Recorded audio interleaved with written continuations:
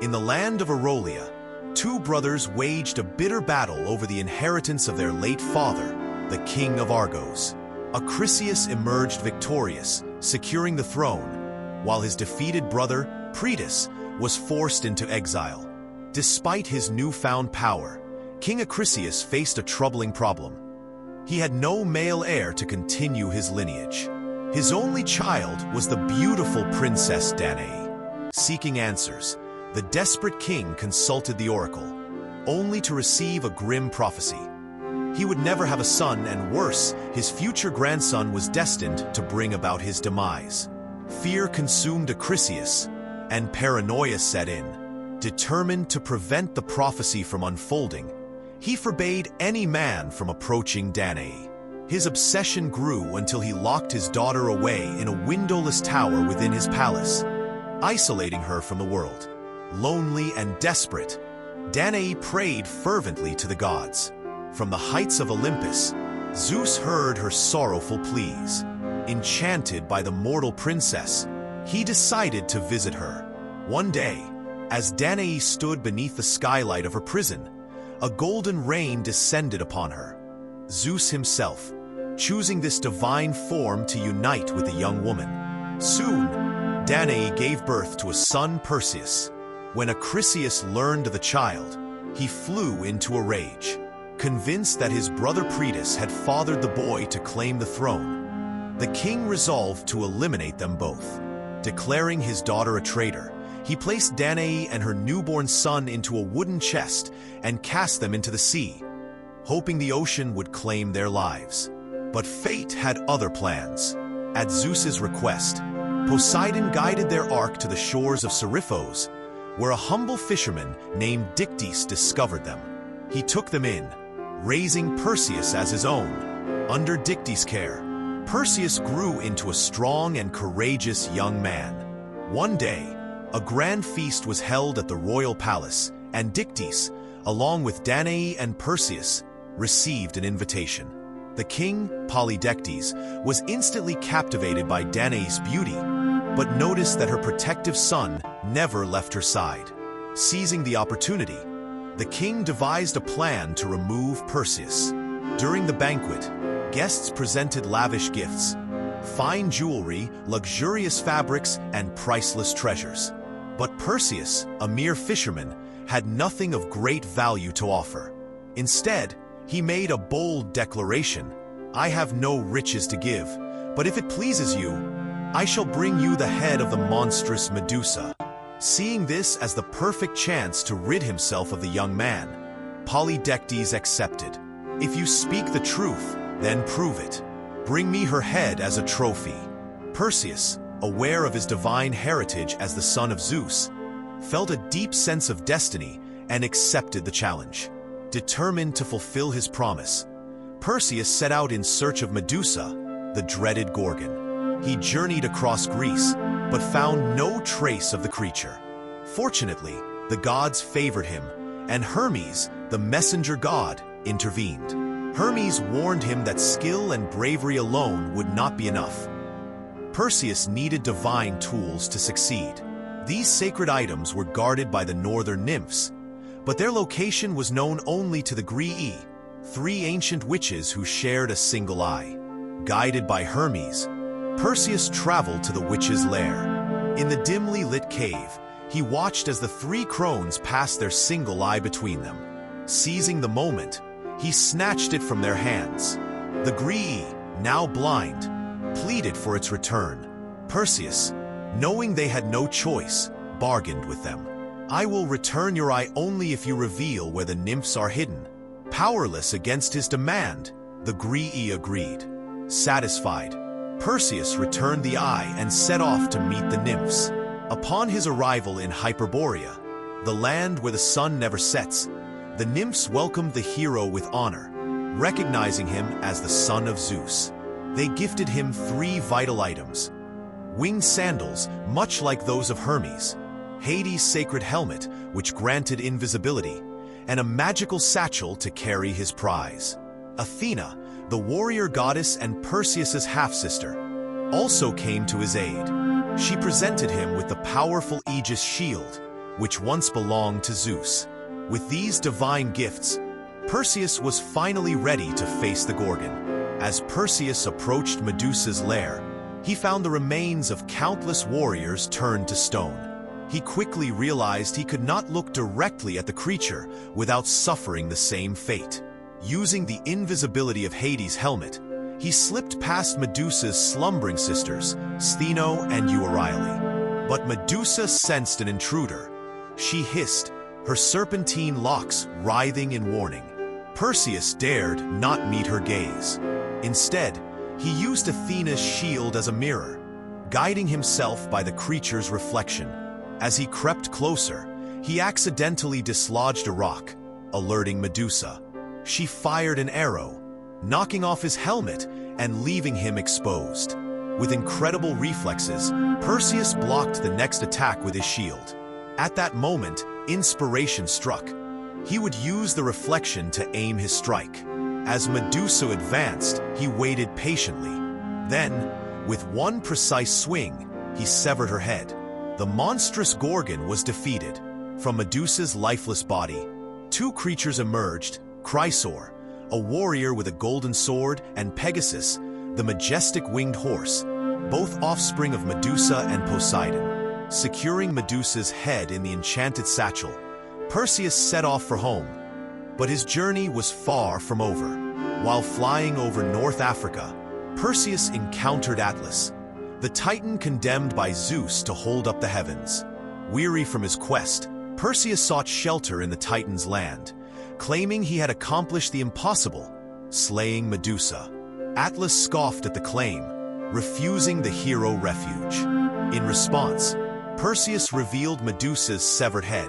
The moment Atlas laid eyes on it, he turned to stone, becoming the mighty mountain that now bears his name. With the Titan behind him, Perseus continued his journey, unknowingly heading toward another fateful encounter, one that would change the course of his destiny forever. At the request of his wife, Poseidon unleashed towering waves upon a kingdom doomed to destruction. The sea god's fury seemed unstoppable, yet an oracle revealed a way to appease him. The price was terrible: the sacrifice of the beautiful princess Andromeda. Bound to a rock, Andromeda awaited her fate, an offering to the monstrous sea creature Cetus. Abandoned by her people, she had no hope of rescue. However, fate had other plans. At that very moment, Perseus soared across the skies of the kingdom. From the depths of the ocean, Cetus emerged, ready to claim his tribute. But Perseus would not allow it. With swift precision and divine strength, he struck down the beast, freeing Andromeda from her cruel destiny. Grateful for their daughter's salvation, King Cepheus and Queen Cassiopeia granted Andromeda's hand in marriage to the hero. Their union was celebrated with great splendor, and the king bestowed upon Perseus a mighty ship to continue his journey. Upon returning to Seriphos, Perseus discovered a grave injustice. During his absence, King Polydectes had attempted to force Danae, his mother, into marriage. Desperate to escape, she sought refuge in Athena's temple to preserve her honor. Furious, Perseus stormed into the palace, ready to confront the tyrant. Polydectes, surrounded by his loyal guards, ordered his men to kill the young hero. Perseus fought valiantly, but soon realized he was outnumbered. With no other option, he reached into his satchel and revealed Medusa's severed head. The monstrous gaze of the Gorgon turned all who looked upon it into stone, including the cruel king himself, frozen in terror for eternity. With the throne now vacant, Dictys, the kind fisherman who had raised Perseus, was chosen as the new ruler. Under his reign, the people of Seriphos flourished. Perseus' name spread across Greece, and with it came both admiration and fear. King Achilles, his grandfather, had not forgotten the oracle's warning. The young hero was destined to be his doom. Terrified, Achilles fled to a distant land, hoping to escape fate's grip. But destiny is inescapable. Perseus, unaware of his grandfather's whereabouts, traveled to a foreign kingdom where grand games were being held in honor of the gods. Invited to compete, he displayed his incredible strength and skill. During the discus event, he hurled the heavy stone with such force that it veered off course and struck an elderly spectator in the head. The man collapsed instantly. He was Achilles, who had unknowingly come to witness the games. Thus, the prophecy was fulfilled, not by malice, but by chance. Overcome with grief, Perseus honored his fallen grandfather with a noble burial. He then returned Athena's shield and offered her Medusa's head. The goddess placed it upon her aegis, forever marking her divine armor. Perseus went on to found the glorious city of Mycenae, and his bloodline gave rise to a lineage of mighty warriors, including the greatest hero of all, Hercules. His name became a symbol of courage, heroism, and divine favor. His legend, carved into the very fabric of history, would echo through the ages. In the city of Corinth, the Isthmian Games were celebrated in honor of Poseidon. Among the contestants was Phaeton, son of the Titan Helios and the nymph Clymene. Driven by ambition and his father's promise to grant him any wish should he emerge victorious, Phaeton won the prestigious chariot race. Overcome with pride, he declared that his skill was so great, he could even drive his father's sun chariot across the sky. His boast was met with scorn. A rival mocked him, claiming that only Helios himself could control the celestial steeds. Enraged, Phaeton set off for the distant east, where the sun god's palace stood. Before Helios' radiant throne, Phaeton demanded his reward, the chance to drive the sun chariot. The god hesitated, knowing the peril of such a request, but bound by his oath, he could not refuse. At dawn, Aurora, the goddess of the morning, announced the arrival of a new day. Phaeton, gripping the reins, stood ready as Helios' fiery horses pranced and neighed. Helios gave him a final warning. Hold firm, for the wild steeds obeyed only those with a steady hand. As Aurora raced ahead with her torch, the sun chariot surged forward. At first, Phaeton managed to maintain control, enduring the grueling ascent. By midday, he was at the highest point in the sky, gazing upon the world below like a god. But in his elation, he loosened his grip on the reins. The untamed horses sensed his uncertainty and veered off course, plunging toward the earth. The sun's heat scorched everything in its path. Rivers dried up, forests burned, and the sea boiled. Watching from the depths, Poseidon, furious at the devastation, rushed to Olympus to demand Zeus' intervention. Fearing even greater catastrophe, the king of the gods hurled a thunderbolt.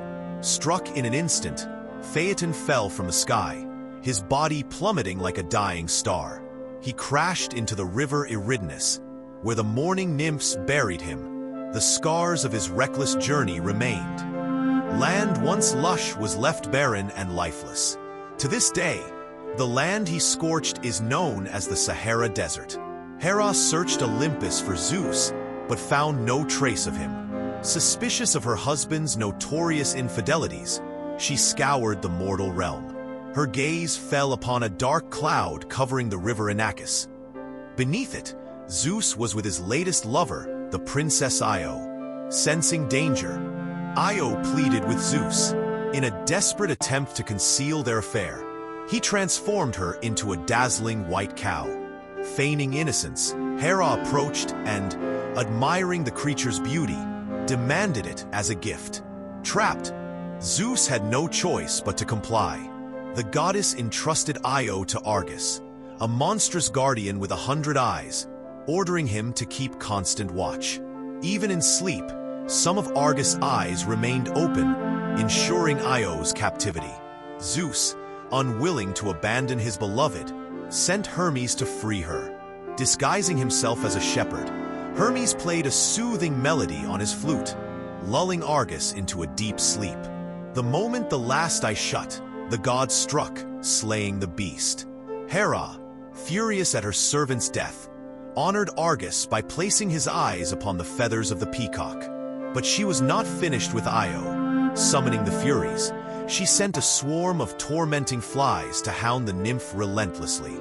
Exhausted and desperate, Io collapsed, begging the gods for mercy. Zeus, in a final plea to his wife, vowed never to see Io again if Hera would lift her suffering. Reluctantly, the goddess agreed. Zeus restored Io to her human form, though her radiant white skin remained. Io journeyed to Egypt, where she was worshipped as the goddess Isis. She bore a son, Epiphus, who became a mighty ruler and was later revered as the god Apis, founder of the great city of Memphis. Fearful of further punishment from the goddess, Al took her son into the forest and abandoned him on a path, hoping someone would find him. By fate, two goddesses, Athena and Hera, discovered the child. Unaware of his identity, they were amazed by his strength. Athena granted him great courage and wisdom, while Hera unknowingly nursed him with divine milk, giving him unparalleled strength. However, Hercules suckled with such force that Hera, in pain, pushed him away, spilling a stream of milk into the heavens, creating the Milky Way. Athena recognized the baby as her brother and decided to return him to his mother. Hera, realizing her mistake in nursing the son of Zeus, grew even more furious and vowed revenge. Upon Hercules' return home, the prophet Tiresias foretold his destiny, proclaiming that he would one day rid the world of monsters and earn his place among the gods.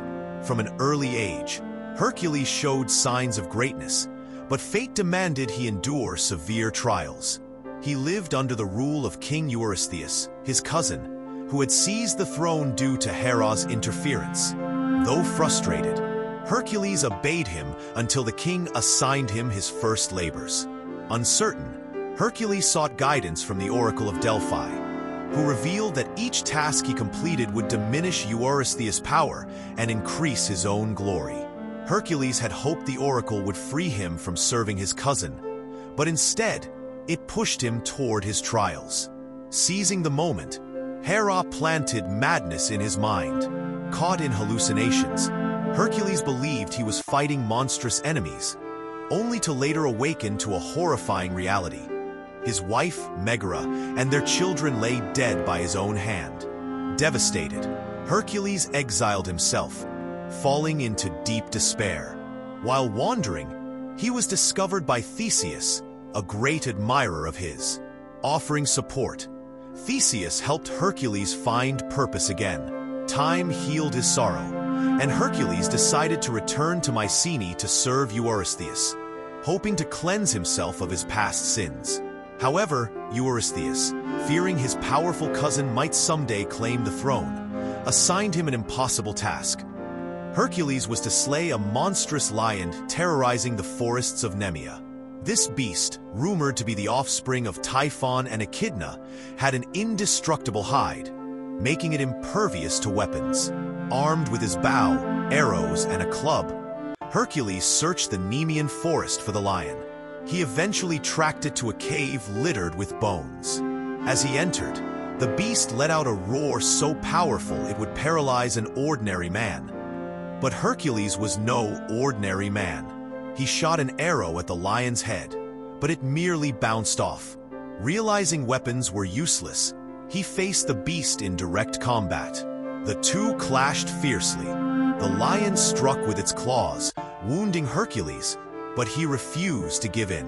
Using his immense strength, he wrapped his arms around the creature's neck and strangled it to death. Victorious, he used the lion's own claws to skin it and wore its impenetrable pelt as armor. When Hercules returned, Eurystheus was so terrified that he hid inside a bronze jar, dreading what his cousin might accomplish next. For his second labor, Hercules was ordered to slay the Hydra, a monstrous serpent dwelling in the swamps of Lerna. This beast, another child of Typhon and Echidna, had multiple heads that regenerated when cut. Accompanied by his loyal nephew, Iolaus, Hercules tracked the creature to its lair. He lured it out by firing flaming arrows into the cave, forcing the enraged Hydra into battle. The fight was brutal, Each time Hercules severed a head, two more grew in its place. Realizing he was only making things worse, Iolaus suggested cauterizing the wounds to prevent regeneration. Working together, Hercules cut off the heads while Iolaus sealed the wounds with fire. Desperate to stop Hercules, Hera sent giant crabs to distract him, but they were quickly crushed under his feet. Finally, Hercules buried the Hydra's immortal head beneath a massive stone, ensuring its defeat. Aware of the creature's deadly nature, he dipped his arrows in its poisonous blood, gaining a powerful new weapon. Meanwhile, Hera, despite her failure, honored the Hydra's efforts by placing it among the stars, creating the Cancer constellation. Having overcome two nearly impossible challenges, Hercules' reputation continued to grow. Eurystheus, frustrated that his plans to eliminate Hercules were failing, devised another task designed to be his undoing.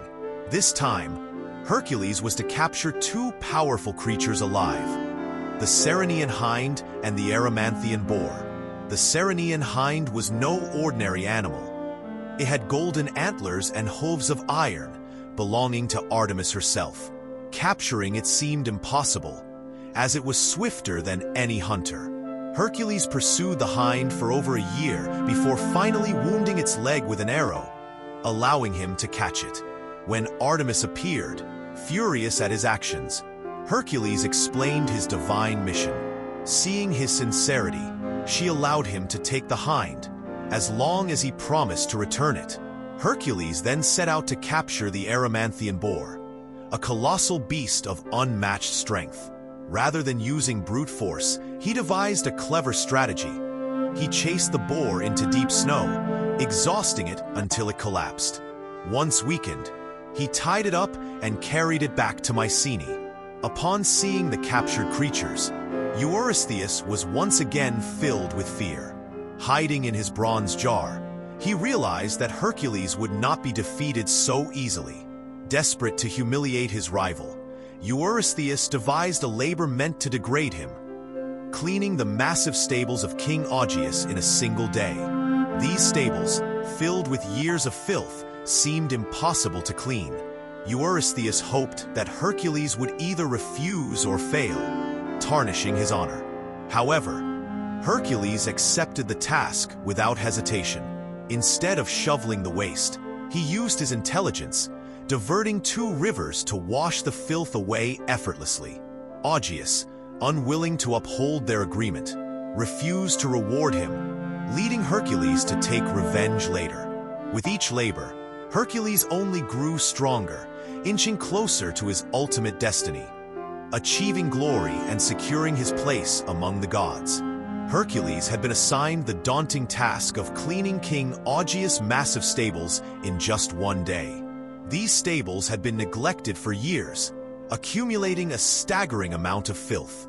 King Augeas was convinced that this challenge was impossible, but he promised Hercules a tenth of his livestock if he succeeded. However, if he failed, he would receive nothing. To ensure fairness, Augeas had his son witness the agreement. Rather than using a shovel, Hercules came up with a brilliant plan. He redirected the flow of the Alpheus River by shifting enormous rocks, sending its waters rushing through the stable. The powerful current washed away all the accumulated waste in no time. Once the task was complete, Hercules returned the river to its natural course. Augeas was stunned to see the stable spotless, especially since Hercules had barely exerted himself. However, when the hero came to claim his reward, the king deceitfully denied ever making the agreement. Fortunately, Augeas' son testified in Hercules' favor. Outraged by the betrayal, Augeas not only refused to pay, but also banished both his son and Hercules.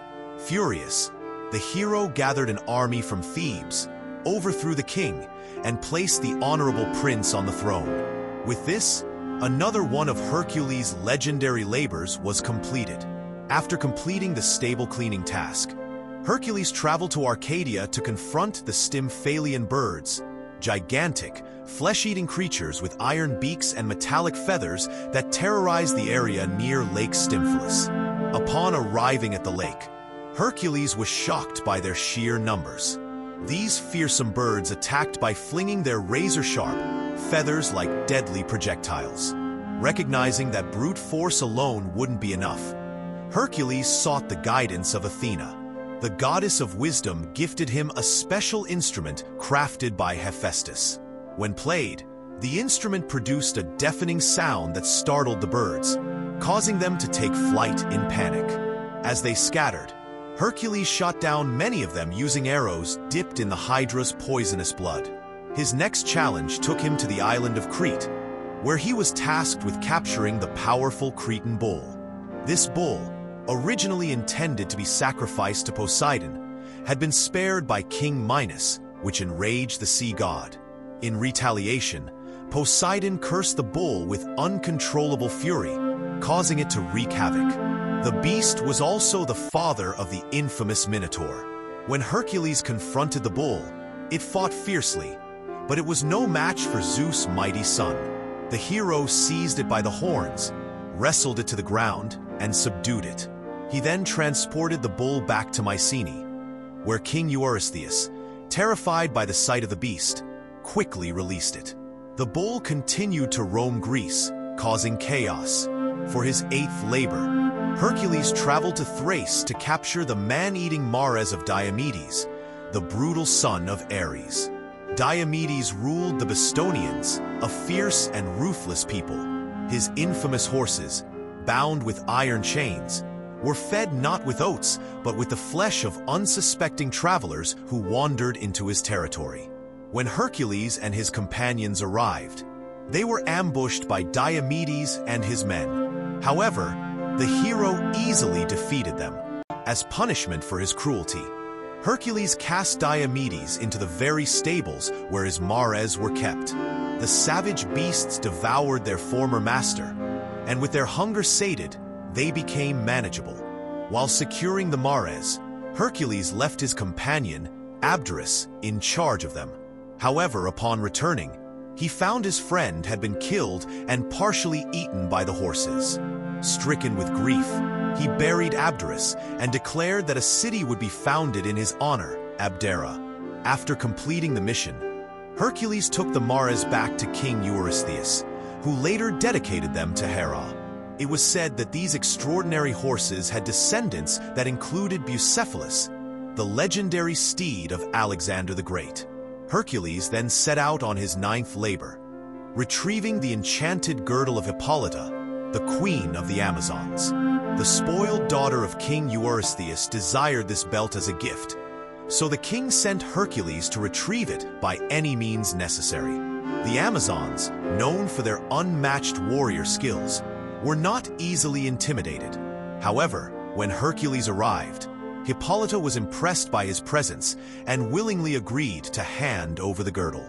But Hera, always seeking to thwart Hercules, disguised herself as an Amazon and spread the false rumor that he intended to abduct their queen. Enraged, the Amazons armed themselves and launched an attack. A fierce battle ensued, and although many warriors perished, the queen herself was among the fallen. Hercules took the girdle and set sail for Mycenae.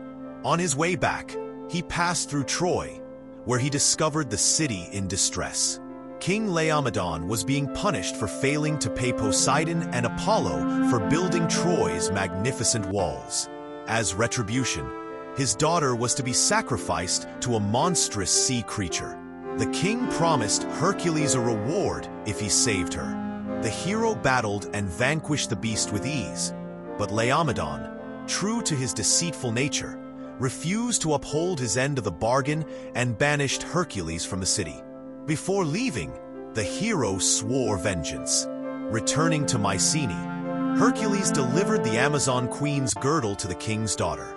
Determined to rid himself of the hero, Eurystheus then sent him on his 10th labor to steal the prized cattle of Geryon, a monstrous giant who resided on the remote island of Erythea, near the Iberian Peninsula. The journey was long and treacherous, taking Hercules to the western edge of the known world.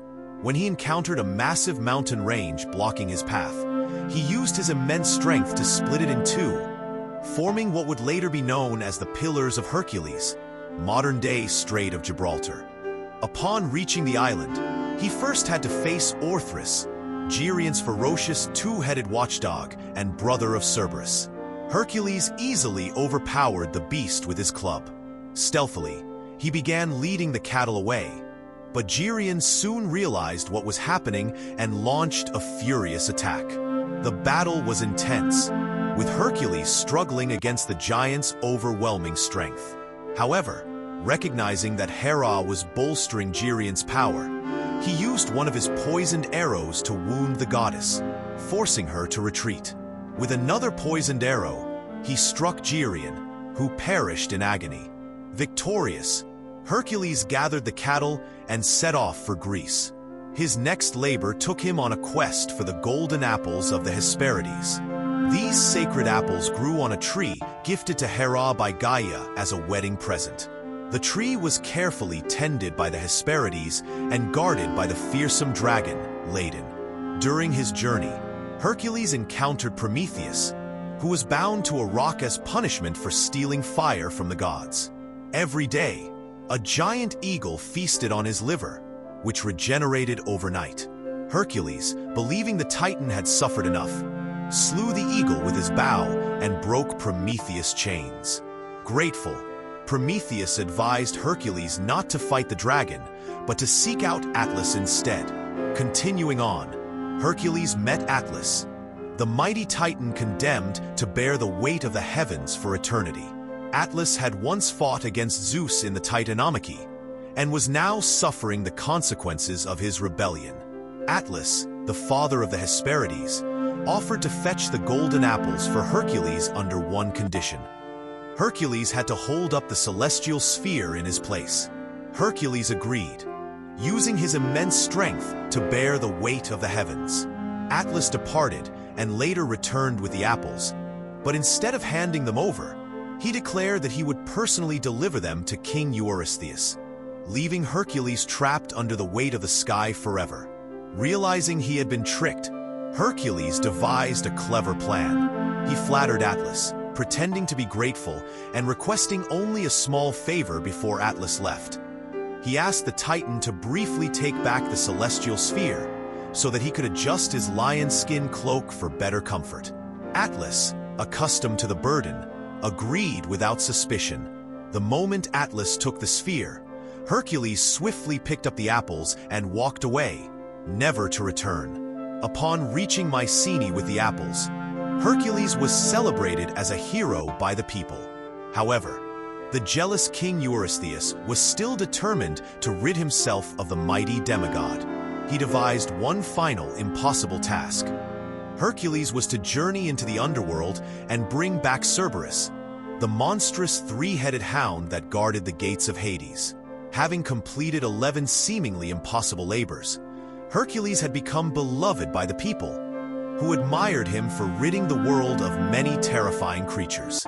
But Eurystheus, desperate to see Hercules fail, saw this final challenge as his last chance to eliminate him. Before descending into the underworld, Hercules underwent initiation into the Eleusinian mysteries, sacred rites symbolizing death and rebirth. Guided by Hermes, the god who led souls to the underworld, Hercules ventured into the dark and eerie realm of Hades. There, he encountered his old friend Theseus, who had been imprisoned for attempting to abduct Persephone, the queen of the underworld. Hercules freed Theseus, but was unable to rescue his companion Pirithous, who had also been punished by Hades. Next, Hercules approached Charon, the boatman of the river Acheron, who initially refused to ferry him across. But after Hercules threatened him, Charon reluctantly obeyed. On the other side, Hercules came face to face with Hades himself. The god of the underworld agreed to let him take Cerberus to Eurystheus, but only on the condition that Hercules subdued the beast using nothing but his bare hands. Hercules tracked down Cerberus and saw that the monstrous hound had not only 3 heads, but also a serpent's tail. Undaunted, the hero engaged the beast in battle, using his sheer strength to wrestle it into submission. He then dragged the snarling creature to the surface. Upon seeing the sunlight, Cerberus became sick, and where its saliva fell, poisonous plants sprouted. Hercules brought the fearsome hound to Eurystheus, who was so terrified at the sight of the beast that he hid in a bronze jar. As promised, Cerberus was later returned to the underworld.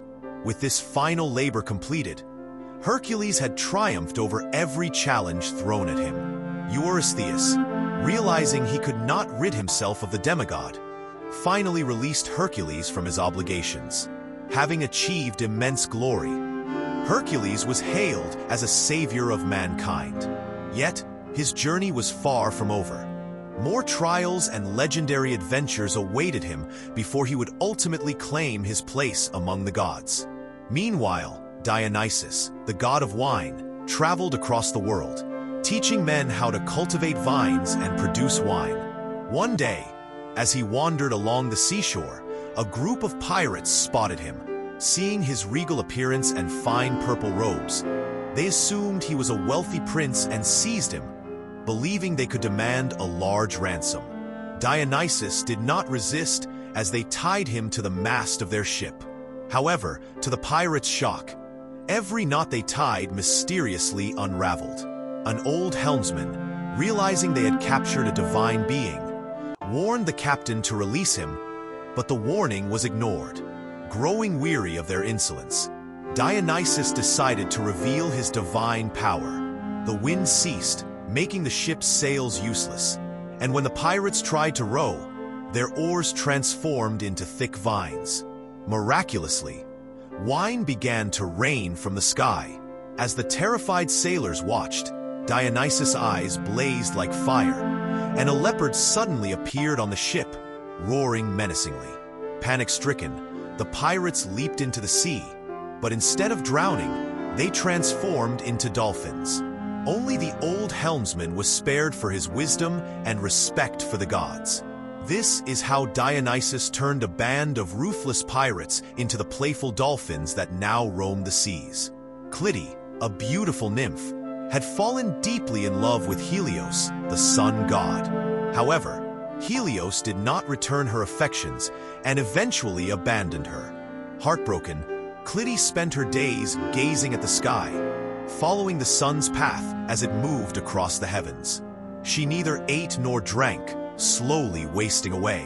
As her body withered, the gods took pity on her, transforming her into a beautiful golden flower. This flower, now known as the sunflower, continued to turn toward the sun each day, eternally following Helios' journey across the sky. Hyacinthus was a youth of extraordinary beauty, so much so that he caught the attention of two deities: Apollo, the god of music and prophecy, and Zephyrus, the god of the west wind. Hyacinthus found joy in Apollo's company, spending his days listening to the god's songs and playing together in the meadows. Jealous of their close bond, Zephyrus grew resentful. One day, Apollo and Hyacinthus decided to play a game of discus. Apollo threw the discus high into the sky, and as it descended, Hyacinthus ran to catch it. But Zephyrus, overcome with envy, blew a mighty gust of wind, altering the discus trajectory. It struck Hyacinthus on the head with tremendous force. Apollo rushed to his side, desperate to save his beloved, but not even his divine powers could alter Hyacinthus' fate. The young man died in Apollo's arms, and the god, stricken with grief, created a flower from his spilled blood. Every spring, the hyacinth blossoms anew, a reminder of Apollo's sorrow and love. Demeter, the goddess of agriculture, was admired for her beauty and grace.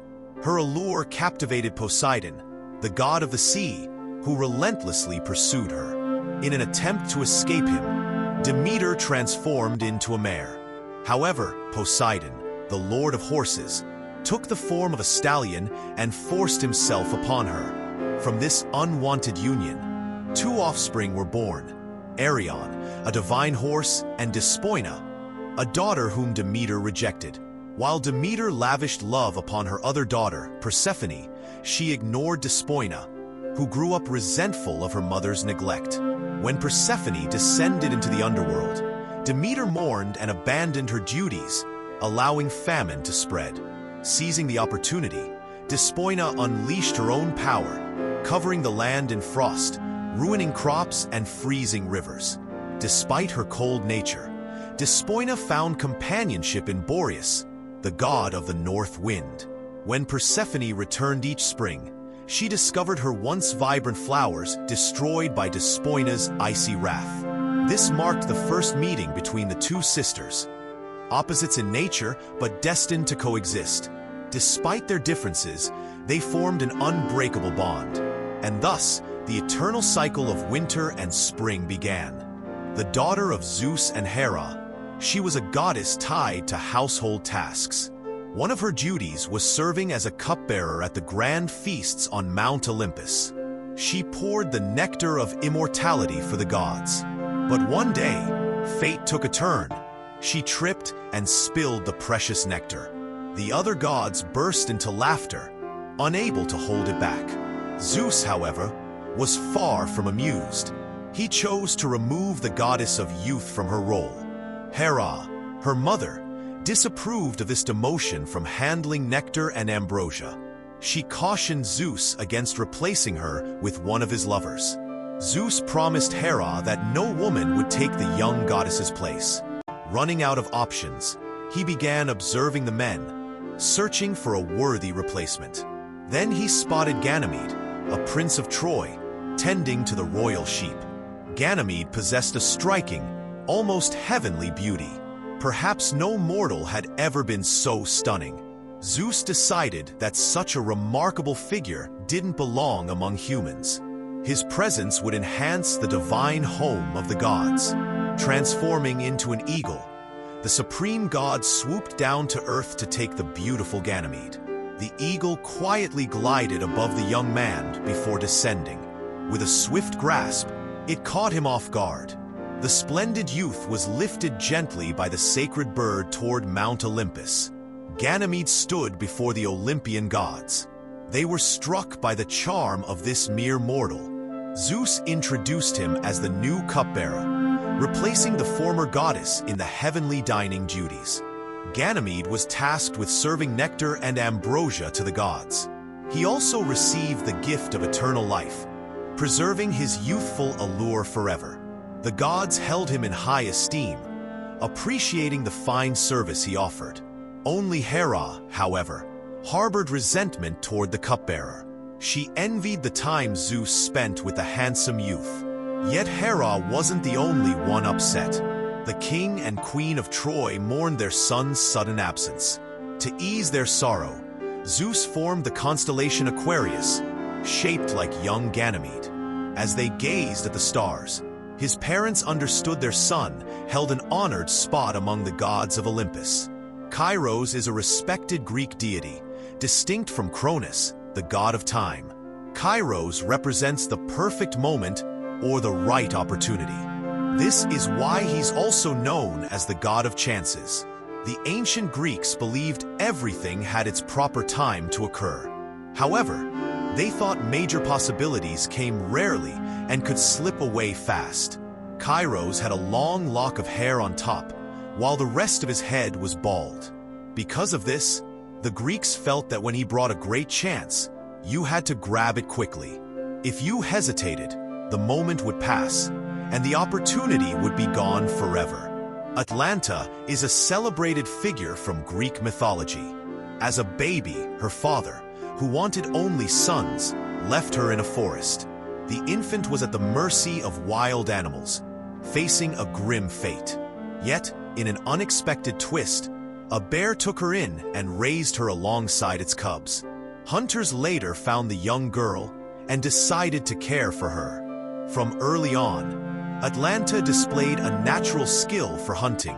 She joined the group that served the goddess Artemis. Her father, regretting his past actions, sought her forgiveness. She returned to his court. King Schenius of Calydon took pride in his daughter. She was said to outrun even the swiftest deer. Atlanta gained further fame during the Caledonian boar hunt, which ended sadly with Meleager's death. After this, a prophecy warned her that marriage would ruin her life. Still, as a beautiful king's daughter, she attracted many suitors. Her father, worried about her future, devised a plan. Anyone who could beat Atlanta in a race could wed her. But if they lost, they'd pay with their lives. Despite the steep cost of failure, many risked death to win her hand. All of them perished. The king thought his daughter was safe after so many suitors failed. But then came Hippomenes, a young man known for his speed. Atlanta had met him before and knew he could outpace her briefly. Yet she also knew his stamina wouldn't last. Hippomenes loved the lovely Atlanta. At the temple of the love goddess, he asked Aphrodite for aid in winning her. The goddess appeared, handing him golden apples with a strategy to use them. The race began. Hippomenes surged ahead, but Atlanta stayed calm, aware he'd tire soon. As he slowed, she nearly passed him. Then he pulled a golden apple from his pouch. Its gleam caught her eye. He dropped it, and she paused to pick it up, impressed by its value. Hippomenes gained ground. After grabbing the apple, Atlanta sped up. The finish line neared, and she closed in fast. Just as she drew near, he dropped another apple. Unable to resist, she stooped to take it. Hippomenes crossed the line first, winning her hand. The king honored the deal, and they wed. Despite the prophecy, all seemed well at first, but the couple forgot to thank Aphrodite for her help. Offended, the goddess stirred uncontrollable desire in them. Overcome, they acted on it inside a temple of Rhea, Zeus's mother. Furious at this disrespect, the mighty Titan turned them into lions as punishment. Atlanta and Hippomenes were fated to pull Rhea's grand chariot, serving the great mother of the Olympian gods. In an ancient Greek kingdom, when gods still walked with mortals, 3 lovely princesses imagined their future husbands. "Mine will be wealthy, draping me in fine silk and dazzling jewels," one said. "My spouse will be a renowned general, displaying me as his greatest prize," said another. "And you, Psyche, what will yours be like?" they asked. "I just want a love that lifts my heart," she replied. The 2 sisters were attractive, but Psyche's beauty outshone them all. Her charm drew every gaze, sparking jealousy in her siblings. People journeyed from distant lands to see the famed princess. They called her the most stunning being to walk the earth. Psyche was revered like a goddess, and offerings once given to Aphrodite, the deity of beauty, now went to her. The insulted goddess watched angrily as crowds followed Psyche while her own temple stood empty. Aphrodite summoned her son Eros, the god of love and desire. "Dear son," she said, "this mortal who dares rival the gods must face consequences. Use your arrows to make Psyche love a monstrous being." As night fell, Eros slipped into the royal palace and entered Psyche's room. She slept peacefully. Curious, Eros drew near to see if her beauty was real. He was awestruck. Her radiance was truly unmatched. "No wonder my mother envies her," he thought. "She outshines even nymphs and goddesses." Then, in a twist of fate, Psyche shifted in her sleep. Startled, Eros pricked himself with his own arrow. Instantly, the wounded god fell for the beautiful mortal. Smitten, he couldn't carry out the task that would harm her. Psyche went on with her life, unaware of what had happened. But something odd lingered. Time passed, and though she was adored and breathtaking, she remained unmarried. Her sisters, meanwhile, had many suitors and wed noble men. "Psyche, everyone loves you, yet you're still alone while we're happily married," they said. "Don't worry, my daughter," her father assured her. "Your beauty might intimidate some, but a worthy match will come soon." Yet the king grew anxious about her situation. He didn't know Eros, in love with Psyche, refused to let any man fall for her. Seeking answers, the king visited the oracle at Delphi. Through a priestess, Apollo spoke. Your daughter will wed a cruel, winged creature who enjoys harming mortals and gods. Leave her at the abyss's edge in bridal clothes, where she'll be given to this fearsome being who will end her. Apollo meant Eros, the love god. The sun god resented Eros for past unreturned affections. The king left the temple weeping, unwilling to lose his beloved daughter. But Psyche's envious sisters pressed him. You must obey the oracle, or the god's wrath will strike our kingdom, they urged. With a heavy heart, the king shared her grim fate. My dear daughter, by the god's will, we must hand you to a terrible destiny. Your beauty has become a burden. Dressed as a bride, Psyche was led to the abyss by a mournful procession. It looked more like a funeral march. Psyche, hearing her parents' sorrowful cries, didn't hold back her thoughts. Why do they grieve for me now? Not long ago, they beamed with pride as people honored me like a goddess. They knew it was wrong, yet they allowed it. So take me to the cliff and let me face my grim end.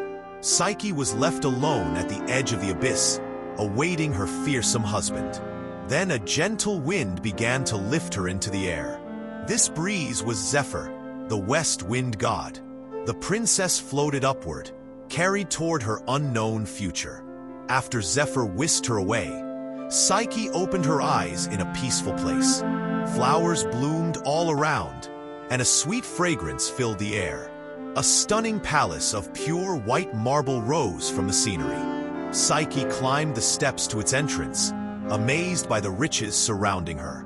The building overflowed with elegance, adorned with gold and silver decorations. As she stepped inside, a quiet voice spoke, though she couldn't see its source. My lady, all you see is yours now. We're here to help with whatever you need. No one was visible, but Psyche realized these were unseen servants.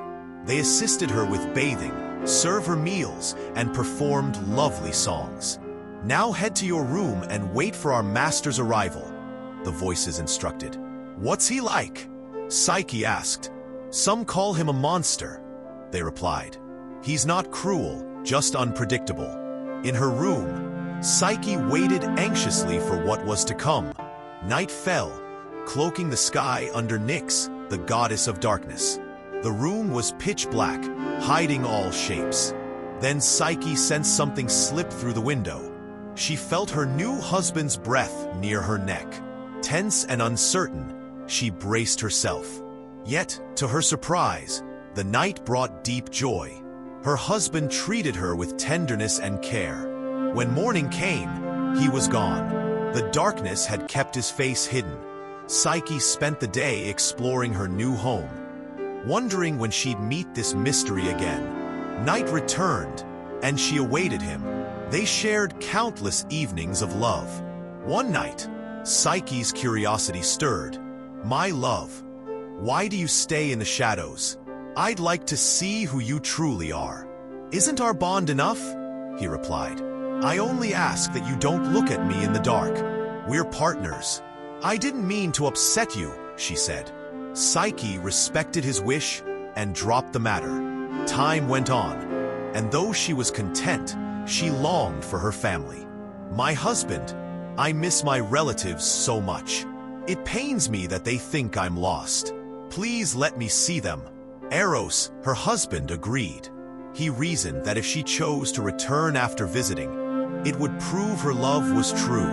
My dear daughter, I thought you were gone forever, her family exclaimed.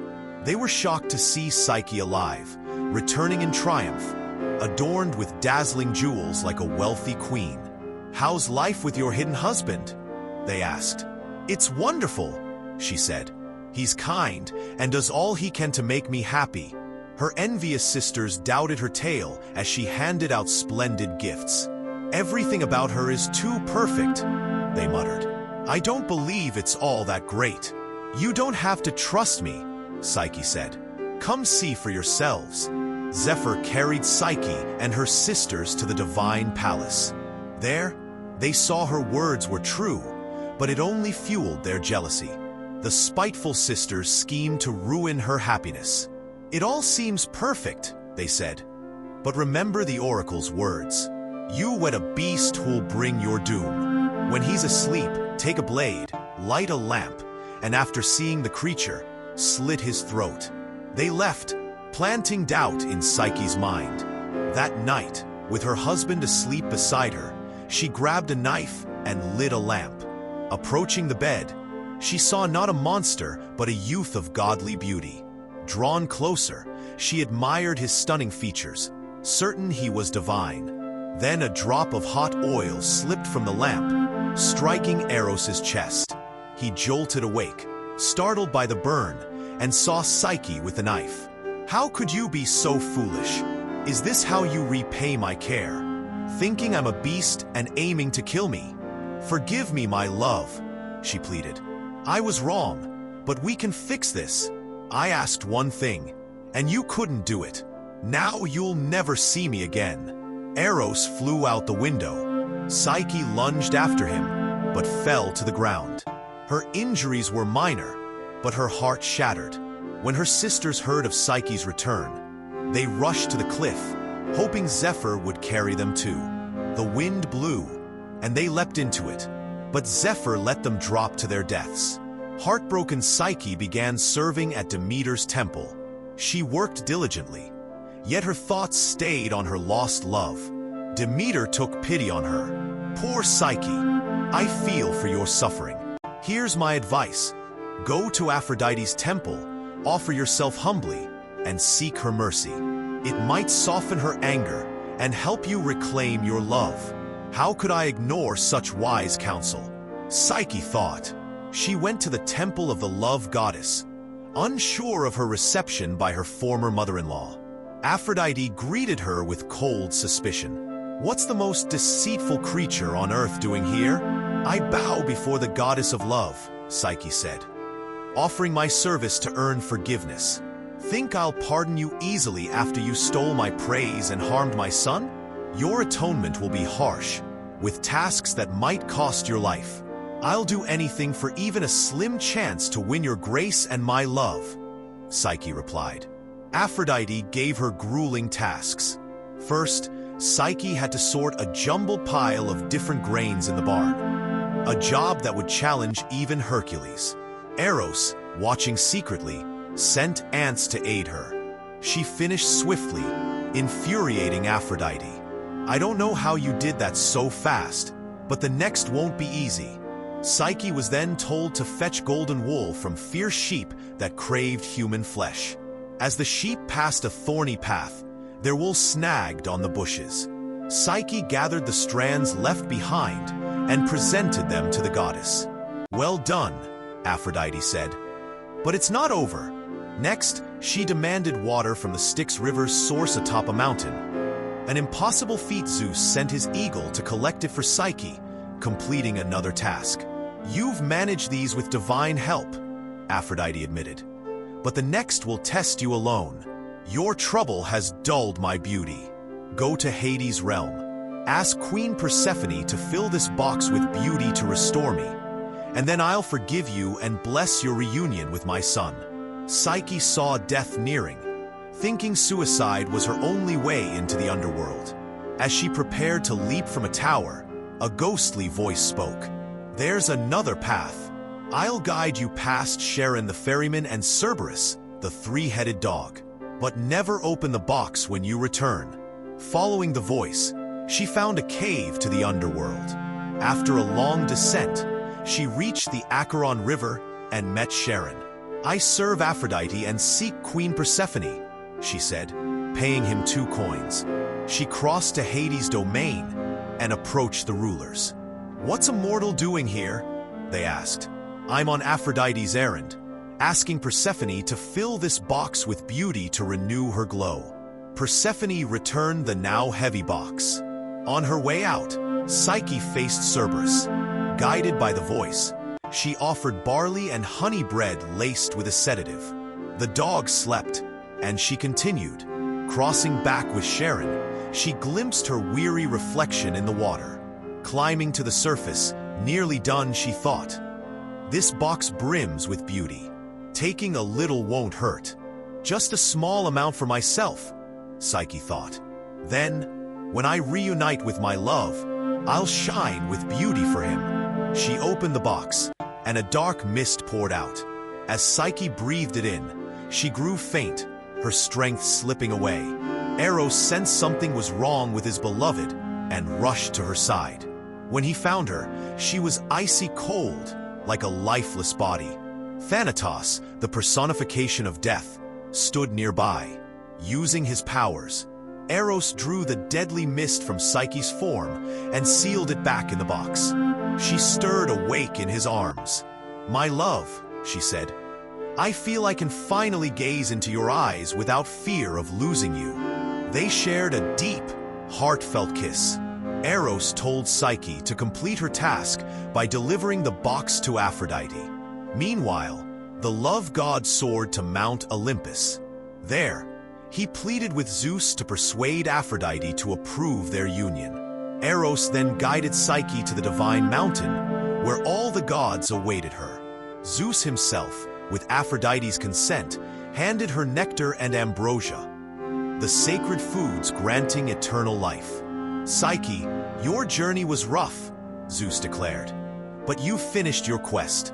Now you're immortal, free from human folly's barriers. The tie between you and your husband will never break, lasting forever." From Eros and Psyche's bond came Hedone, the goddess of pleasure. Their love endured eternally. Aegeus ruled as king of Athens. He had several wives, but none bore him a son to inherit his throne. This left him troubled and downhearted.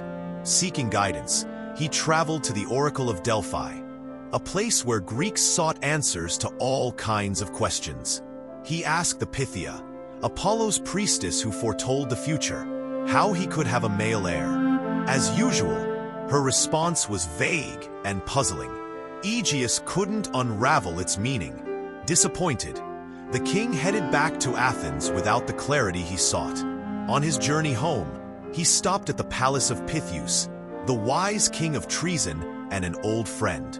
Aegeus shared the oracle's words with Pythius, who quickly grasped their significance.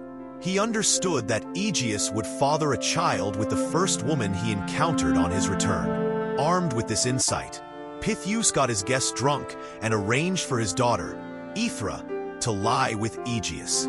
Overcome by wine and desire for the lovely young woman, Aegeus gave in to his urges. That same night, Aethra received a vision from Athena's spirit. The goddess instructed her to visit the shore and offer a gift to the gods, ensuring her unborn child would be favored. Aethra waded into the sea and made her offering. Poseidon, lord of the oceans, appeared, startling her with his grandeur. He touched her womb and promised her child would rival Zeus's offspring in greatness. Poseidon united with her too. The boy born to Aethra would be the son of both Aegeus and Poseidon. The next day, Aethra told Aegeus of her divine encounter and the blessing on their child, though she kept some details private. Aegeus was thrilled but worried for the child's safety, knowing he had many foes. If it was a boy, she mustn't reveal his father's identity. Aegeus lifted a heavy rock, placing his sandals and sword beneath it. He told Aethra that when their son could move the stone, she should send him to Athens to claim his place as prince. A strong, handsome boy named Theseus was born. His wise grandfather, Pythius, raised him to be a hero. As a child, Theseus met Hercules when the hero visited Treason's palace. When word spread of Hercules' arrival, young Theseus and his friends raced to see him. Hercules had draped his lion-skin cloak over a chair. The children dashed into the hall and froze, mistaking it for a real beast. But Theseus showed no fear. He snatched a dagger from a guard and struck the hide. Hercules laughed heartily, watching the boy attack the skin. "With such courage," he said, "Pythius' grandson will earn a place among the stars." Hercules and Theseus later became close allies, facing many trials together. At 16, Theseus decided to test his strength on the stone hiding his father's items. With ease, he lifted it, uncovering the sandals and sword. He slipped on the footwear and told his mother he'd travel to Athens. His grandfather offered a ship to sail to Piraeus, but Theseus declined. "There's no honor in reaching my father's home without dirt on my sandals and blood on my blade," he said. Ignoring Pythius' offer, he set off on foot. The journey to Athens was long and perilous, with bandits and wild animals roaming the paths. Yet Theseus pressed on unafraid, eager to meet the father he'd never known. Along the way, he faced several foes. First came Periphetes, known for his iron club. The bandit attacked, but Theseus dodged the blows. With a strong counterstrike, he disarmed Periphetes and killed him with his own weapon. Next, he met Sciron, who challenged travelers to unarmed combat and slew all he beat. Theseus took on the brute. Though Sciron was powerful, Theseus used clever moves to win, later credited with inventing Greco-Roman wrestling. After defeating more outlaws, a huge boar charged him. Even nature's beasts couldn't halt the determined youth, and he dispatched the creature. Then he encountered Procrustes, the region's most dreaded figure. Procrustes offered Theseus a bed to rest. He had two, a short one for tall guests, where he'd chop off their legs to fit, and a long one for small guests, stretching them to match. But Theseus overpowered him, forcing Procrustes into the small bed to suffer his own cruel trick. After this tough trek, Theseus reached Athens. Though he sent no word ahead, King Aegeus wasn't surprised. The sorceress Medea, who'd gained sway in his court, had foreseen the heir's arrival days earlier. But she hid the full truth. Knowing Theseus's presence threatened her influence, she warned Aegeus that this stranger would cause his death. She advised the king to greet the guest warmly with a cup of wine, laced with poison, to solve the problem. Aegeus offered Theseus the deadly drink. As Theseus raised it to toast the king's health, his sleeve shifted, revealing Aegeus's sword. Recognizing it instantly, Aegeus knocked the goblet away and hugged his son, who'd finally joined him. Aegeus banished Medea for plotting against Theseus's life. He then presented Theseus to Athens' people, naming him prince and heir to the throne. After settling in Athens as heir, Theseus faced a troubling issue. Envoys from King Minos of Crete arrived, demanding tribute owed to their ruler. Athens had lost a war to Crete, sparked by the killing of Minos' son during a visit to Aegeus' realm. As part of the peace deal, Athens sent 14 youths, 7 men and 7 women, to Crete each year. There, they were led into Minos' infamous labyrinth, sacrificed to the Minotaur, a monstrous half-man, half-bull. The Athenians could no longer stand watching their children offered up, yet they felt powerless. When Theseus learned of this, he resolved to end it. He volunteered to join the group sent to Crete. "The time for shame is over," he declared. "I'll go with them and bring them all back alive after slaying the beast that feeds on Athenian blood." Aegeus tried to dissuade him, but Theseus wouldn't budge. As his son departed, Aegeus blessed him. He noted the ship to Crete traditionally bore black sails, a symbol of grief for the lost youths. "If you return safe," he said, "raise white sails so I'll know at once and feel relief." With a heavy heart, Aegeus watched the vessel carrying his son fade beyond the horizon, uncertain if he'd return. Upon arriving in Crete, the 14 youths were brought to Minos' palace for inspection. As the king reviewed the tribute, his lovely daughter Ariadne was present in the throne room. When she saw the striking Theseus, she fell for him instantly. That night, Ariadne slipped into the cell where Theseus, the man who'd captured her heart, waited for his fate in the labyrinth. She confessed that Eros had struck her with love the moment she saw him, and she couldn't let the monstrous creature take his life. She handed Theseus a sword and a ball of yarn. He understood the blade would help him defeat the beast killing his fellow Athenians, but the yarn's purpose puzzled him.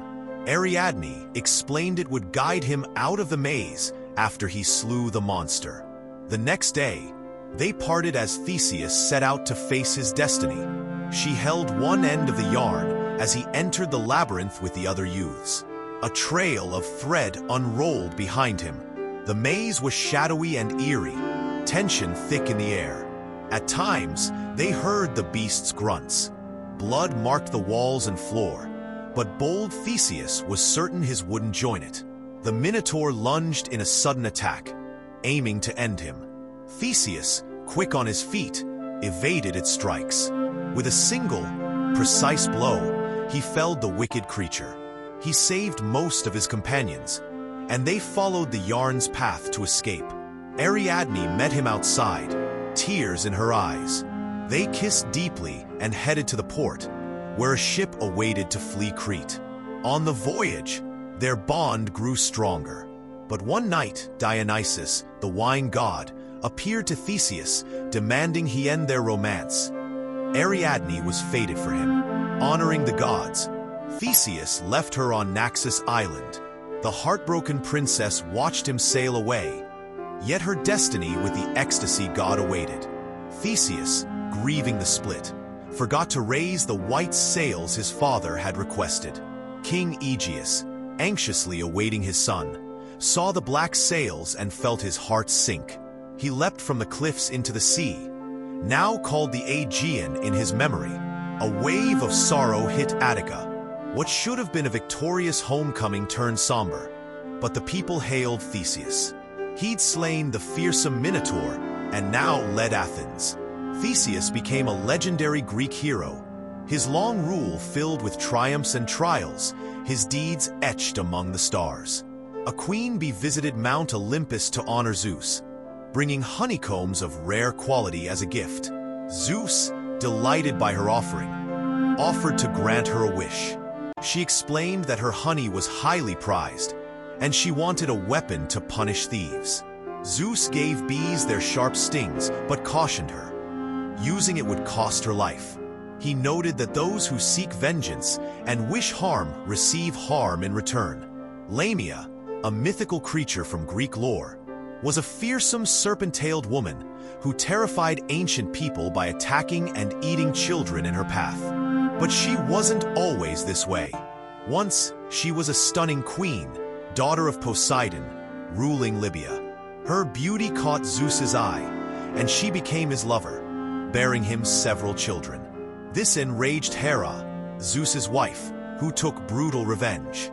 She killed Lamia's children, or, in some tales, forced Lamia to eat them, then cursed her into a half-woman, half-snake being that preyed on youths. Worse still, Hera ensured Lamia's eyes couldn't close, trapping her with constant visions of her children's deaths, denying her rest. Zeus, pitying her, let her remove her eyes to sleep briefly. Over time, Lamia's legend shifted. She became a vampire-like figure, seducing young men to drink their blood. In medieval tales, she turned into a bogey woman, her story used to scare children. Though less known today, Lamia still stirs both dread and curiosity. Niobe, the mighty queen of Thebes, was wed to Amphion, a son of Zeus and a gifted musician, daughter of Tantalus, who once fed human flesh to the gods. She inherited a cursed lineage and faced a grim end. Niobe had 7 sons, strong and handsome like Ares and Aphrodite's offspring, and 7 daughters, lovely as nymphs, captivating all who saw them. She took immense pride in her children, a pride that led to her downfall. One day, a priestess at Apollo's temple called the people to a ritual honoring Leto, mother of Apollo and Artemis. Niobe boldly interrupted, declaring that if anyone deserved worship, it was her, not Leto. She bragged about ruling a great Greek kingdom while Leto wandered, finding refuge on Delos only by divine mercy. Leto had just 2 children, she said, while her 14 were so splendid they belonged on Olympus. She urged the crowd to ignore Leto and praise her instead. Far off, Artemis comforted Leto after this insult. But her children wouldn't let such defiance stand. Apollo began the punishment, firing deadly arrows to slay Niobe's 7 sons. She watched in horror as they fell. Yet even this didn't humble her. She claimed she still outshone Leto with her 7 daughters to Leto's 1. Artemis then struck, killing all 7 girls with precise shots. Niobe's arrogance, likening herself to gods, cost her all 14 children she cherished.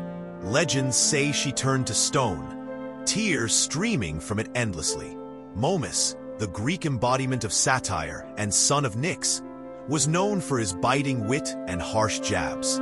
Once, he was asked to judge the gods' creations. Poseidon made the bull, and Momus mocked him, saying the horns should be under its eyes so it could aim them. Athena built the first house, and he criticized it for lacking wheels to move with its owner. He faulted Hephaestus's Pandora for having no visible heart to show her emotions. He even taunted Zeus for cheating on Hera with goddesses and mortals. Zeus, fed up, banished him from Olympus, saying those without skill only tear others down. An old Greek fable tells of a cat who adored its owner and longed to become a human woman. She prayed at Aphrodite's temple, asking the love goddess to grant her desire. Touched by the cat's devotion, Aphrodite transformed her into a stunning young woman, irresistible to men. Her owner fell for her instantly, and they soon wed. On their wedding night, Aphrodite tested her by placing a mouse in their room. Instead of shrieking like most women, the bride chased it, pounced, and ate it with relish, shocking her husband. Aphrodite realized her error. Outer changes don't erase inner nature. Castor and Pollux were twin brothers, sons of Leda, Sparta's queen, whom Zeus visited as a swan. Pollux, Zeus's child, was immortal, while Castor, born to King Tyndareus, was mortal. Castor excelled at horsemanship, Pollux at boxing. The twins were inseparable, sharing many exploits, like hunting the Caledonian boar, rescuing Helen from Theseus, and joining the Argonauts. There, they befriended brothers Lynceus and Idas, famed heroes. But rivalry sparked over an unsettled disagreement, worsening when Castor and Pollux abducted the sisters of Lynceus and Idas. In the clash, Idas fatally wounded Castor. As Castor lay dying in Pollux's arms, the immortal twin, devastated, begged Zeus for aid. Bellerophon steered Pegasus toward the heavens, driven by pride. He sought Olympus, convinced he belonged among the gods. Zeus watched this mortal's reckless arrogance, hubris a grave sin, with disdain. "How absurd," Zeus said. "He dares too much. A small sting will end this." He sent a wasp to prick Pegasus. The horse jolted, and Bellerophon plummeted, his hope of immortality lost in the clouds. Such a fall would kill any mortal. Some say he met a grim end. Others believe Athena saved him, leaving him to search for Pegasus forever. Either way, he never reunited with the horse, which the gods made immortal, placing it among the stars. Poseidon, a mighty Greek god, ruled the seas from his underwater palace. With Zeus and Hades, he toppled Cronus and the Titans in the Titanomachy. Afterward, Poseidon gained the oceans, Hades took the underworld, and Zeus claimed the sky. The sea god's temper was unpredictable. His anger unleashed quakes and tsunamis, making sea travel perilous. Zeus, worried about the restless waters, sought a fix for Poseidon's outbursts. He decided the sea god needed a wife. Zeus asked Nereus, an aging sea deity, to offer one of his lovely daughters to wed Poseidon. Nereus felt honored to have a descendant rule the seas. When Poseidon learned of this, he set out to meet his bride-to-be.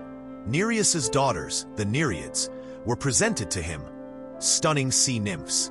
One stood out, Amphitrite with night-black hair. Instantly, Poseidon chose her, approaching with confidence and a bold gaze. But the shy nymph recoiled from his advance, diving into the ocean's depths. Poseidon scoured the seas for her without success. His romantic failure soured his mood further, alarming Zeus. The sky god pressed Doris, Amphitrite's mother, to reveal her hiding spot. With no choice, Doris complied, to avoid scaring her again. Poseidon sent his faithful dolphin to persuade Amphitrite. Charmed by the creature's grace, she agreed to meet him. She soon became queen of the seas. For its help, the dolphin was turned into a constellation. Poseidon and Amphitrite's union produced Triton, a half-man, half-fish god who served as Poseidon's messenger and heir. Zeus's plans seemed to work. The seas grew calmer. Yet even Amphitrite's charm couldn't fully tame Poseidon's stormy nature. In the beginning, Titans, children of the primal gods, ruled the earth. Prometheus, an ancient Titan with foresight, predicted the Olympians' victory over the Titans in the Titanomachy. Choosing not to fight Zeus, he avoided Tartarus's prison with his kin. After the war, Zeus tasked Prometheus and his brother Epimetheus with creating life for the land. Using raw materials, Epimetheus shaped diverse animals, while Prometheus oversaw the work. Each creature got a gift. Birds flew, elephants gained strength, all fairly shared.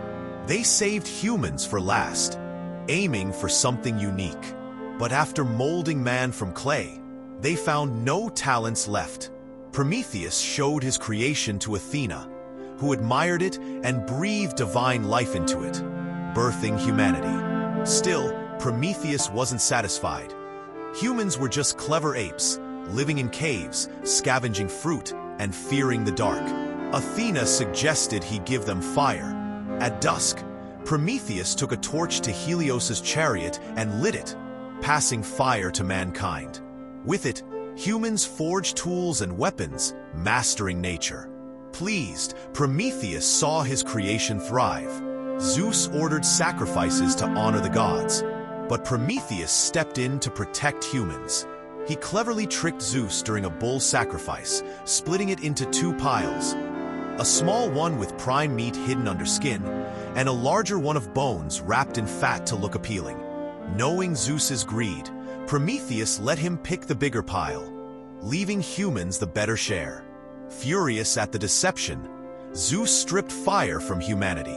Without it, people suffered cold and darkness again. Defiant, Prometheus stole fire from Hephaestus's forge on Olympus and returned it to man. Humanity flourished once more, but the flames caught Zeus's eye. Enraged by this defiance, Zeus chained Prometheus to a rock in the Caucasus for eternal torment. A vile bird ate his liver daily, and as an immortal titan, it regrew each night for fresh agony. Years later, Zeus offered freedom if Prometheus hid fire from man. As humanity's champion, he refused, sacrificing himself so they could prosper. Prometheus and Epimetheus crafted mankind, and to aid its growth, Prometheus stole divine fire, knowing punishment awaited. He warned Epimetheus, "My fate won't satisfy Zeus's anger. Never take gifts from the gods, or our creation suffers." Epimetheus promised to heed this. As Prometheus foresaw, Zeus plotted against them. He had Hephaestus sculpt the first woman, Pandora, a breathtaking figure. The gods bestowed gifts. Aphrodite gave her beauty, Hermes granted speech, and the Charites adorned her with finery. Zeus sent Hermes to deliver Pandora to Epimetheus with a stunning box instructing, "Give this to men, but don't open it." Dazzled by her charm, Epimetheus forgot his brother's warning and welcomed her. In his palace, Pandora admired the box, wondering what lay inside such a lovely gift. Curiosity won, and she lifted the lid. A force knocked her back as a dark mist escaped, unleashing evils Prometheus had kept from man. Envy, cruelty, greed, disease, hunger. Before, humans lived in a golden age of peace and plenty. Now, these plagues tainted their world. Pandora tried to shut the box, but only hope remained inside. Hope gave humans strength to endure life's trials. Through it, Zeus extended man's punishment forever. At time's start, Zeus rose as the universe's supreme ruler. Before Hera became his queen, he wed Medusa, a goddess as wise as she was lovely. Medusa, daughter of the Titan Oceanus, aided Zeus in freeing his siblings from Cronus's belly during the Titanomachy. Zeus, captivated by her brilliance, sought her as his wife. But Medusa resisted his pursuit. She used her gift of shape-shifting to evade him, turning into various forms. Zeus, unrelenting, kept chasing her. Eventually, he set a trap for the elusive goddess. Springing from hiding, he seized her tightly. Unable to break free, Medusa yielded to him. With her sharp mind beside him, Zeus's rule grew stronger, taming the world's ancient chaos.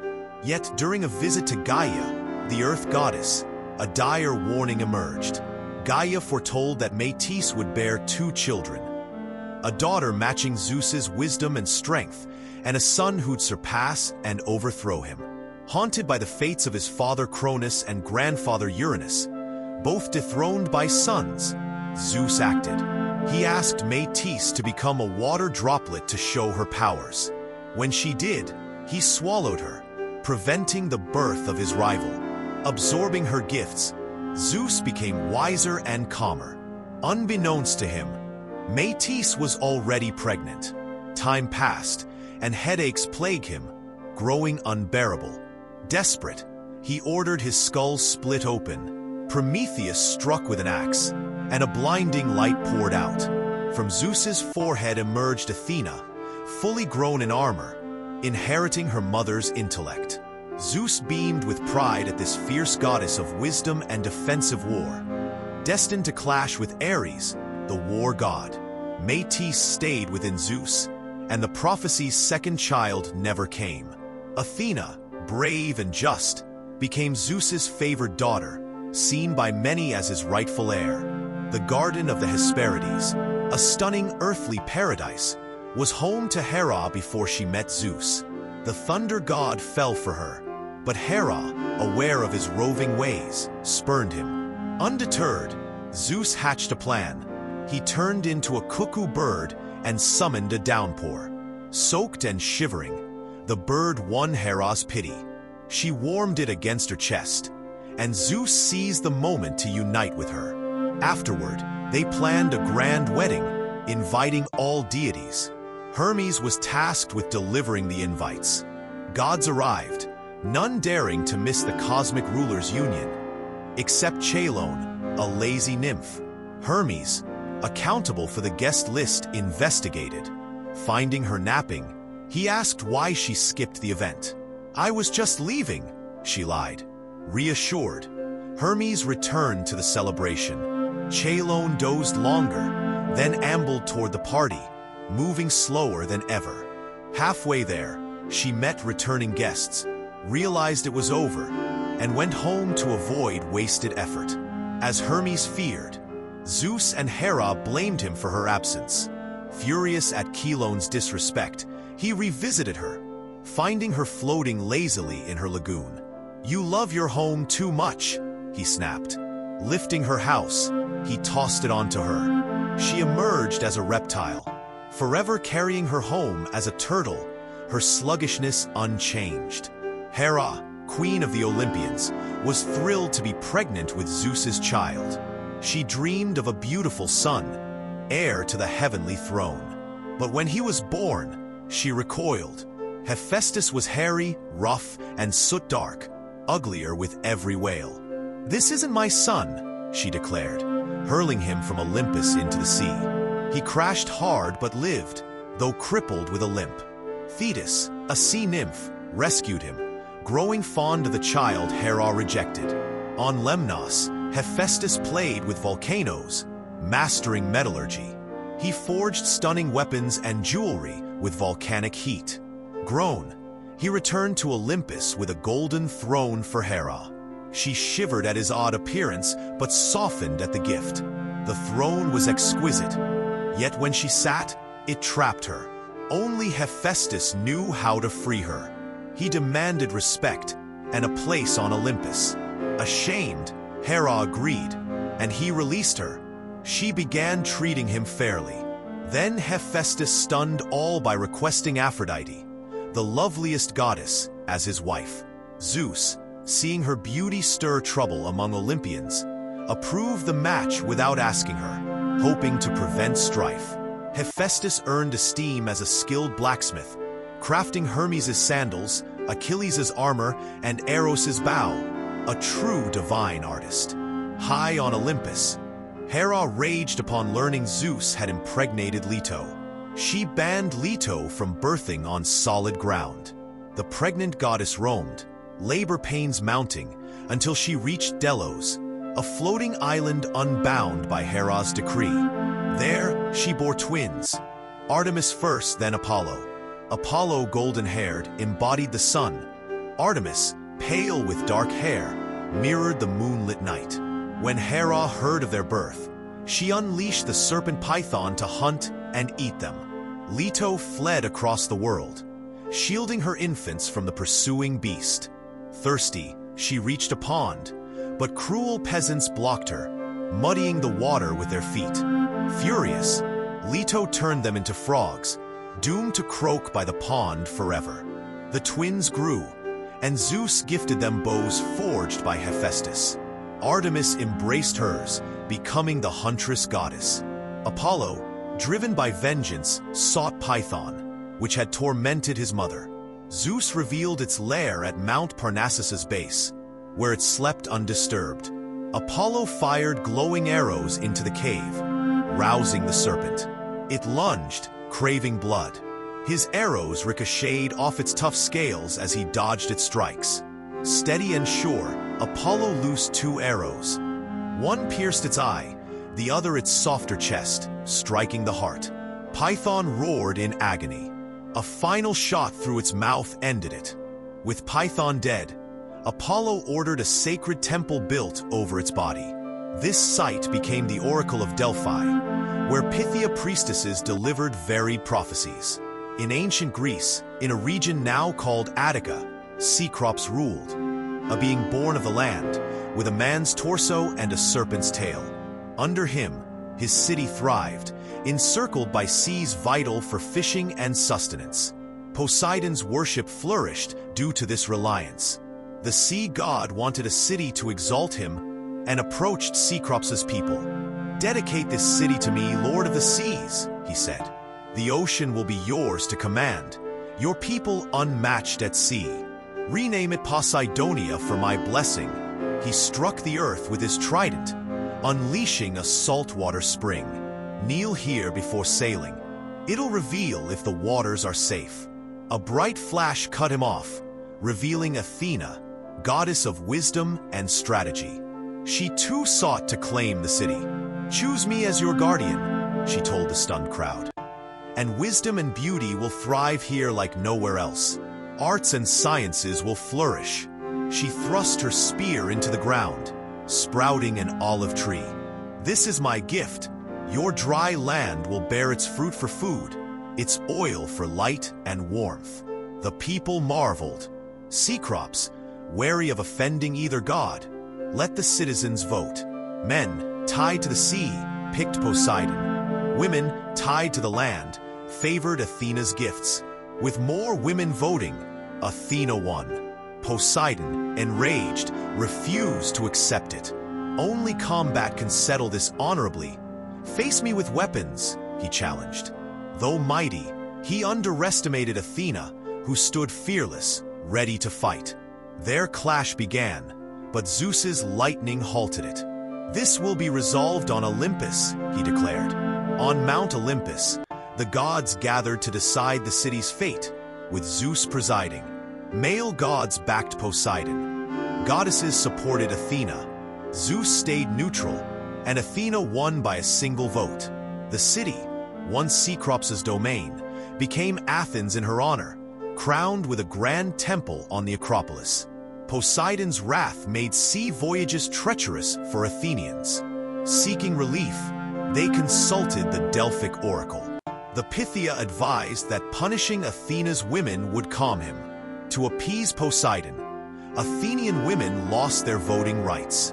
A temple was built for him at Cape Saunion, And he relented, letting the city keep his spring. Athens rose as a unique Greek city, though women regained their vote only after millennia. Off Cyprus's softening waves, a breathtaking scene unfolded. Aphrodite, goddess of beauty and love, emerged from the sea on a shell. Daughter of Uranus, the sky god once supreme. On Olympus, her arrival dazzled the gods, enhancing their radiant home. Zeus saw her beauty as a spark for discord, stirring lust and envy. To prevent chaos, he paired her with Hephaestus, the rugged forge god. Aphrodite yielded to Zeus's will and wed him. Despite his rough look, Hephaestus charmed her, crafting exquisite jewels for her. Yet his long hours at Etna's forge left her lonely. Meanwhile, Ares, the war god, was feared for his violent outbursts and bloodlust, shunned even by Zeus, who preferred Athena. But Aphrodite couldn't resist Ares's wild allure and stunning form. A contrast to her lame, plain husband, cast from Olympus as a child. Tired of solitude, she shivered with excitement when Ares returned, bloodied from battle. She offered to clean him, surprising the outcast god with her kindness. Her seduction overwhelmed him, and they shared a passionate night. Whenever Hephaestus worked, Ares visited her bed. To evade Helios, the sun and chief gossip, Ares posted Electrian as guard, warning of daylight. Hypnos, the sleep god, noticed their affair but stayed quiet, lulling Electrian into slumber. Waking too late, Ares saw they'd been exposed. Furious, he turned the careless guard into a rooster, forever crowing at dawn. Helios told Hephaestus, who doubted the tale but set a trap. "My dear, I'll be gone a week for work," he said. As he left, Ares rushed to Aphrodite. Hephaestus's fine, invisible net ensnared them mid-act. He summoned the gods to see their shame. "Look at these betrayers, trapped in disgrace. My net holds them," Hermes quipped to Apollo. Ares traded war for a softer fight, it seems. The gods laughed. Humiliated, Hephaestus divorced Aphrodite. Their union with Ares bore Deimos, Phobos, and lovely Harmonia. Greece brimmed with poets and musicians praising gods and heroes, but none matched Orpheus, son of the muse Calliope and Apollo. From his mother, he gained a peerless voice. From his father, a knack for brilliant music. Playing his lyre, a gift from Apollo, he soothed beasts and swayed plants. Beyond artistry, Orpheus showed bravery, joining Jason's Argonauts. His music drowned out the sirens' deadly lure, saving the crew. Back home, he met Eurydice, who adored his songs, sparking his love. Though he sometimes envied her passion for them, their wedding bore dark omens. Yet they vowed to make the best of life. One day, as Eurydice strolled fields, the beekeeper Aristeus chased her with ill intent. Fleeing, she stepped on a snake, its bite felling her. Orpheus rushed to her, but she died in his arms, bound for Hades. Holding her, he sang a heart-rending lament, his joy and music turning mournful. From then, his lyre wailed only sorrow. Orpheus turned to Zeus, the supreme Olympian, pleading for Eurydice's return to life. Zeus replied he couldn't meddle in Hades' realm, but permitted Orpheus to visit the underworld. With Hermes as guide, Orpheus descended, his sweet verses softening Charon, the ferryman, who rowed him across the river of the dead. At the gates, Cerberus, Hades' three-headed guard, barred the way. Orpheus's gentle lyre and song lulled the beast to sleep. Hades and Persephone, startled by his arrival, confronted him. "How dare a mortal enter my domain?" Hades demanded. "Explain, or face Tartarus forever. I beg you, let me take Eurydice back to the living," Orpheus replied, singing a mournful tune. His pain echoed through the underworld. Sisyphus paused his rock. The Furies ceased their torment, all captivated. Hades, touched, shed a rare tear. Persephone urged mercy, and Hades summoned Eurydice. Their reunion stirred all present. "You may leave," Hades said.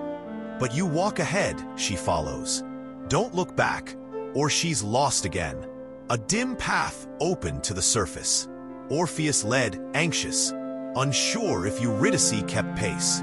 Nearing the end, sunlight grazing his face, he glanced back to check. Instantly, she was yanked back to the dead. He grasped for her hand, but she was gone. Desperate, he tried to re-enter, but Hermes blocked him. Sunk in despair, Orpheus's music turned joyless. Later, Bacchantes, Dionysus's frenzied priestesses, found him. They sought his love, but he offered only sorrowful songs. Angered, they pelted him with stones, which his music deflected. They drowned it out with screams and drums, then struck him dead, tossing his body and lyre into a river. The Muses retrieved the lyre, making it a constellation. Though his end was grim, Orpheus's spirit joined Eurydice in the Elysian fields. In distant Phrygia, Dionysus searched for Silenus, his wise, wine-loving mentor and foster father. Peasants found the old prophet drunk in a forest and brought him to King Midas, who welcomed him warmly. Days of feasting followed, pleased with Midas's hospitality. Dionysus offered him a wish. Without much thought, Midas chose. "Let everything I touch turn to gold." "Are you sure?" Dionysus asked. "Yes, I'll be the richest man alive." Dionysus granted it, pitying his shallow choice. Midas tested it, turning a stone to gold, then more objects, thrilled as they gleamed. Hungry, he grabbed an apple, which hardened into gold. Using a fork, soon golden too, he pierced bread, but it turned solid, cracking his tooth. His gift became a curse, starvation loomed. Weeping, he collapsed. His daughter, seeing him cry, touched his hand to comfort him and froze into a golden statue. In anguish, Midas begged Dionysus to lift the power. The god, meaning no harm, instructed him to bathe in the Pactolus River and wish it gone. Midas obeyed. The riverbed shimmered with golden sand. Fish scales glinted, and his touch normalized, freeing his daughter. Shaken, Midas renounced wealth, joining Pan to live simply in nature. Gaia, still bitter over the Titan's imprisonment in Tartarus, birthed giants from Uranus's spilled blood after his castration. These 24 towering beings aimed to topple the Olympian gods. The gods united to protect their new order, battling to keep chaos at bay. Yet their strongest attacks failed against the giants. Hera foresaw victory only with a mortal in lion skin, Hercules. Zeus sent Athena to fetch him. The giants, invincible on their native Thessalian soil, stacked stones to reach Olympus. A loud roar, Silenus's donkey, carrying its drunken master to aid Dionysus, startled them into retreat. Fooled, they regrouped, but the delay let Hercules arrive. His arrow felled a giant, but the earth revived it. Realizing they needed to draw the giants away, Hercules wrestled one off the land, clubbing it dead. Giant Porphyrion lunged at Hera with lustful intent. Eros's arrow hit him, then Zeus's thunderbolt finished him. Ares battled fiercely but fell, saved by Apollo and Hercules' archery. The gods wore down the giants, setting them up for Hercules' final strikes. Dionysus battered them with Thyrsus blows, Hecate scorched them with torches, Athena crushed Enceladus with a rock that became Sicily, Hades fought with his fork, and invisible Hermes, wearing Hades' helm, dashed through, striking fast. Zeus rode triumphantly over the fallen, Nike at his side. Hercules earned great praise. Without him, chaos would have returned. In Phoenician Tyre, Princess Europa, daughter of King Agenor, shone in a divine dress from her mother, Libya, a nymph loved by Poseidon. Her beauty caught Zeus's eye from Olympus. That night, she dreamed of two women, one Eastern, one Western, fighting over her. The Western one, whispering she'd be swept to a far land for Zeus. Waking shaken, Europa wondered if it was prophecy or nightmare. Morning found her seaside with friends. Unaware of Zeus watching, lust aflame, he became a white bull, radiant and sweet-scented, approaching gently. The girls, charmed, stroked its soft hide,